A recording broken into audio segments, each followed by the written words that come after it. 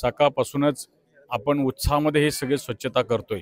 अजूनही काही स्वच्छता करायची आहे आणि मला आवर्जून एवढंच सांगायचं आहे, नेता असावं तर असा आधी केले आणि मग सांगितले आणि अशा पद्धतीचं खऱ्या अर्थाने अगदी थोडक्या आणि मोजक्या शब्दामध्येच मी बोलणार। आमच्या इंगळेताईंनी अत्यंत चांगल्या पद्धतीने विचार या ठिकाणी मांडलेले आहेत।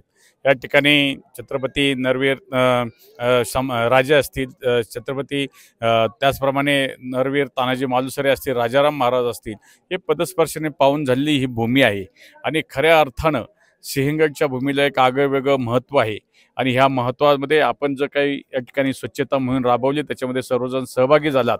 विशेषतः हा आमचा पश्चिम पट्टा खडकवासला विधानसभा मतदारसंघ, बारामती लोकसभा मतदारसंघ, आदरणीय खासदार सुप्रियाताईंचा असणारा हा मतदारसंघामध्ये येऊन आपण ही स्वच्छता मोहीम राबवली।